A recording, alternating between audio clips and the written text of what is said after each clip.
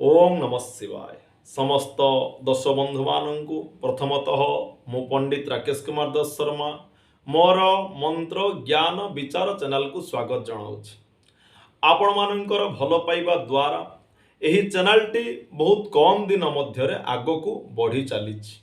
तो यहीपरी भाव में आपण माने वीडियो गुड़िक देखु थांतु एवं अन्य को शेयर करू थांतु। अनेक वीडियो आपण विभिन्न यूट्यूब चैनल देखुथिबे, किंतु एठी गोटे मु कहूची आपण को अति सुंदर कथा जे मु जो वीडियो गुड़िक प्रस्तुत करुछि शास्त्रर प्रमाण सहित आपण मानक पाखरे उपस्थापन करुछि। कौनसी मनगढ़ा कथा मु कहू नाही एवं केउठु ताहा संग्रहित से पुस्तक ना मध्य मु कहूछि।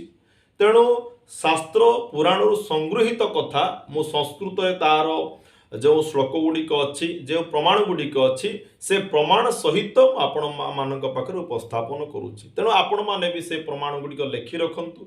जतेबेले आपण केही पचारुछंती आपण से प्रमाण सहित से कथाटी को लोक मानक बुझांतु। तेबे आसंतु जानिबा आज कौन विषय वस्तु अच्छी। यह पूर्व मु गोटे वीडियो रे आपण मानकु बेलपत्र विषय कहिथिली जे बेलपत्र केउ दिन तोलिबे नाही। आज आपण मानकु मु कहिबी तुलसी पत्र केउ दिन तोलिबे नाही।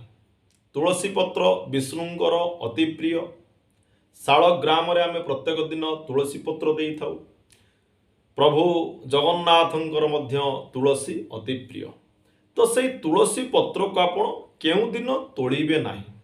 तो प्रथमे आमे जानिबा पुराण शास्त्र रे कौन प्रमाण देइछि। आगे आमे संस्कृत प्रमाणटी सुनिबा। मु लेखि देइछि प्रमाणटी, आपण से प्रमाणटी को कागज कलम रे लेखि रखंतु। तापर मु आपण मानकु ओडिया रे ताहा कहि देबी जे केउ दिन आपण तुलसी पत्र तोलिबे नाही। तो शास्त्र कौन प्रमाण देला दुईटी पुस्तक रु संग्रहित प्रमाण गुड़िक मु उपस्थापन करिवि। गोटे होछि आपणकर बहुत पुरातन पुस्तक ओडिया पुस्तकटीए बृहत ठाकुर पूजा पद्धति। द्वितीय पुस्तक नाय होछि हिंदी पुस्तकटीए निर्णय सिंधु। तेणु ये दुईटी पुस्तक रु संग्रहित प्रमाण आज उपस्थापन करुछि। तेबे आसंतु जानिबा कौन प्रमाण रहिला।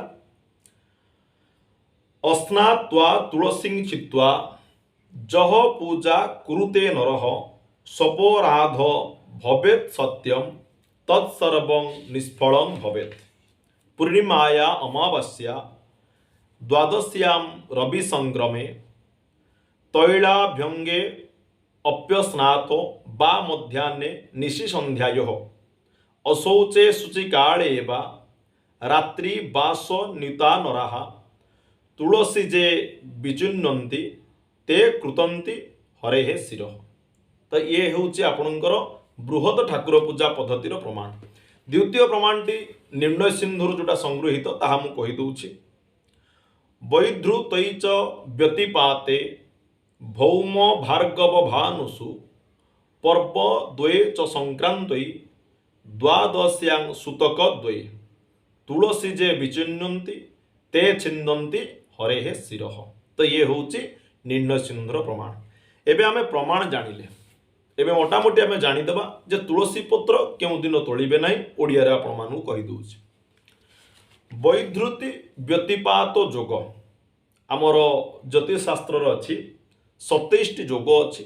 तो से 27टी जोगरु ये जो दुईटी जोग जो दिन थिबो पांजिरे लेखाई थिबो। वैधृति गोटे जोग व्यतिपात गोटे जोग। तो ये वैधृति व्यतिपात जोग जो दिन थिबो से दिन आपण तुलसी पत्र को तोलिबे नाही। तापर जानिबा मंगलवार शुक्रवार रविवार अमावास्या पूर्णिमा संक्रांति द्वादशी ये सबू आपणकर जो तिथि रहिला बार रहिला ए तिथि बार रे आपण तुलसी पत्र को चयन करिवे नाही।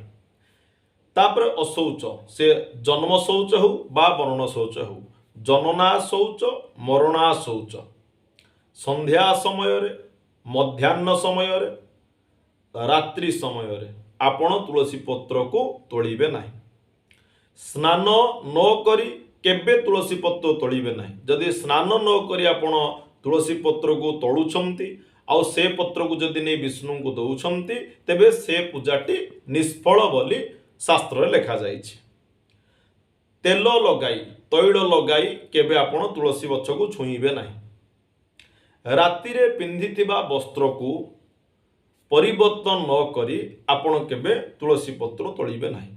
तो ये होची तुलसी पत्र नियम।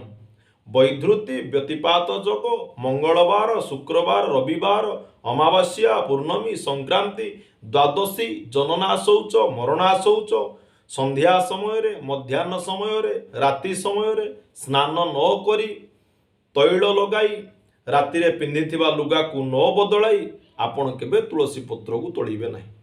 जेउ व्यक्ति माने एही सबु नियम को न मानी तुलसी पत्र को तोड़ती बा तुलसी पत्र को चयन करती, शास्त्र कहिछि ते छिन्दन्ति हरेहे शिर, अर्थात विष्णुंकर शिर शिर कहले मस्तक छेदन करती। जो माने एही सबु नीति नियम को न मानी तुलसी पत्र को तोड़ती से माने विष्णुंकर शिर छेदन करती बा मस्तक छेदन करती बोली शास्त्र प्रमाण देइछि। तेबे आपण माने आज जानिले तुलसी पत्र केउ दिन तोड़िबे नाही। एही सबु दिन बार जोग को छाड़ी तिथि को छाड़ी आपण माने नीति नियम माने तुलसी पत्र तोड़ंतु, भगवान विष्णु को अर्पण करंतु, जगन्नाथ को दियंतु, शालग्राम को दियंतु। भगवान आपणकर दुख निश्चित भाव में शुणिबे। प्रभु जगन्नाथ कृपारु आपण माने भल रुहंतु, सुख शांति रुहंतु। जदि आपणकर जातक विचार करिबार थाए बा वास्तु संबंधी कोनोसी कथा जानिबार थाए, ओरिजिनल ग्रह रत्न जदि आपण चाहुचंती नबा पई बा कोनोसी जंत्रर आवश्यकता पड़िला किंबा आपणकर दक्षिणावर्त संख्य हो बा पारद शिवलिंग हो बा ओरिजिनल जो शंख को आम बजाऊँ सकाळ संध्या, ये समस्त सामग्री गुड़िक आपण माने मते जोगाजोग कर नहीं पारे। तो आज पई विदाय दियंतु। पुनर्बार आउ एक नूतन विषय वस्तु नहीं मु आपण मानक पाखक आसीबी। तो शेष रे गोटे कथा, जहाँ पे आपण कौन प्रकार परिश्रम करिया पड़िबो नहीं, कौन प्रकार अर्थ देवा पड़िबो नहीं। चैनल टी को लाइक करंतु, सब्सक्राइब करंतु एवं शेयर करंतु। विदाय दियंतु।